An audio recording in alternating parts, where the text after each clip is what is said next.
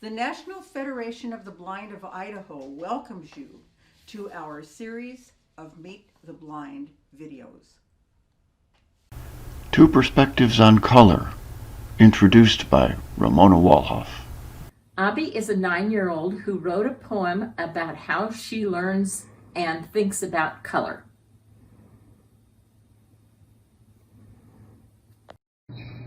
A book about colors by Abby. What I think about colors. Casey is my friend that has brown hair like Baby Bear. She has a pink shirt on like Abby Cadabby. She has blue eyes like the sky. What I think about when it's dark. The dark sky is black like Pepper, our black cat. The stars are yellow like our baby ducklings. When it's morning time, the green grass and the green trees remind me of Oscar the Grouch. The yellow sun, he reminds me of Big Bird. The sky is like a blue car with pink and white fluffy skirts. Simmy, Pepper's sister cat, is white and orange, like the white part of sugar and the orange part like cinnamon. And Pepper's eyes are like the bushes. Simmy's eyes are like Cookie Monster. Our puppy has white and black on him. He reminds me of the piano. It has white keys and black keys. Busy, our older dog, 3 years old, but small for his age, has goldish brownish fur, like my friend Valerie's hair. My abacus is red. One is red, one is green. The red one is like red ants. Cher is purple. It's a purple Care Bear. She's purple like my sand toy kitty I got at Renaissance Fair. Wonderheart's edge of the belly badge is orange, like Zoe. My brailler keys are gray, like a gray bird. White paper is like the white walls we have in our house. The air is clear, like the windows. Cody's mallards, Egghead and Fluffhead, have green heads, like the beautiful leaves on the trees. The flowers, like daffodils, some have white and yellow. The white part is like a plate. The yellow part is like the cup or whatever the daffodils have. Dandelions are like yellow manes. The dandelion milk is like white fluffy clouds. If you go to the pool, the water looks blue, like the sky. If you can't see on the diving board, you can just imagine any color you like black. When there's a thunderstorm going on, you can imagine white flashes that appear and then away as quick as lightning. You can imagine your brailler is blue if you want, and if you look up, you can imagine there's light that's yellow or whatever kind of light. Our car is very dark blue. When I could see, it looked black to me, but it was always blue. If you found a board, you could just think it's light brown, only if you painted it. Then you would imagine a different color. The end. Abby thinks about color by associating it with things in her world, and many blind people do that. Some don't pay much attention to color except to try not to look too funny when they put their clothing together and decorate their homes and things like that. Others love color and like to experiment with it and play with it. When I was a child, I learned to sew, and when my kids were little, I made lots of clothing for them and enjoyed it. I also learned to knit when I was a child, and I didn't do a lot of knitting until probably about 30 years ago, and I didn't learn to purl until then.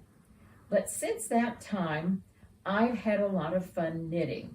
I've done a lot of hand knitting, This is the beginning of a prayer shawl. You can't tell that, but it will become a prayer shawl. And I do a lot of things by hand. I've made sweaters and Afghans and so forth. This is a knitting machine. I'm not a computer person, and so it was really important to me to get a mechanical knitting machine, and I was successful at that with some help of some friends. So I'm making a sweater for a friend. This is the back of the sweater, and you can see the ribbing at the bottom, and it'll go up all the way to the shoulders. I will knit a couple of rows so you can see how it works. It's a fun device for me to use. So I keep the yarn tight.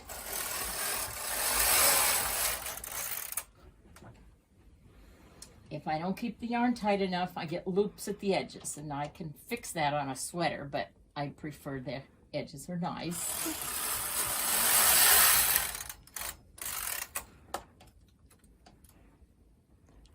All right. See, I even like color on my fingernails. My manicurist played with the poinsettias on the big fingers. I don't know if you can see those, but I use color for everything. And I've really enjoyed making these bags this year while everybody's staying home during the pandemic. Mostly I can do these on the knitting machine, so I'm up off my backside except for the beginning and the end. And so I have all the color labels inside.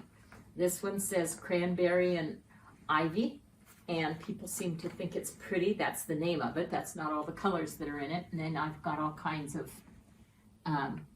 colors, and you can see them across here in this size. This is one size of bags. And of course the labels. My granddaughter designed this label that says wash, dry, and reuse. So these are for recycling. I'll give them for presents, and I've sold some, and I'll bundle them for presents.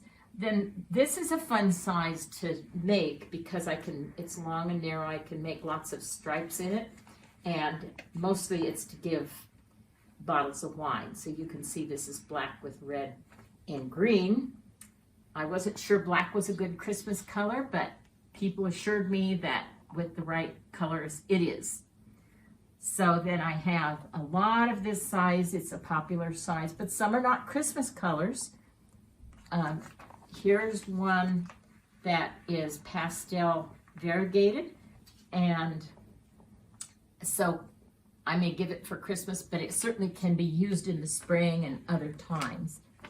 And then this is my smallest bag, which is great for jewelry or cologne or something like this. And now this is red with bright green, but there are all kinds of colors. I worked and found the right yarns for Christmas in the stores, and then I got my granddaughter to order online.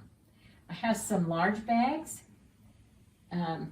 This is big enough for a blouse still in its package, and this one says red and Christmas variegated, and so I have only 7 of these now. I finished one more with the remnants of all the sparkly yarns, which I thought was fun.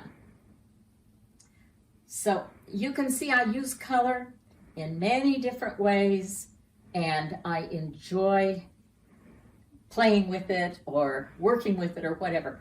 This is an Afghan that I made a long time ago with triple yarn, and you can see I think the colors red and gray and white. So that's a little bit about how blind people learn about and use color, in case you ever wondered. The National Federation of the Blind knows that blindness is not the characteristic that defines us. With proper training and opportunity, we can live the lives we want. Blindness will not hold us back.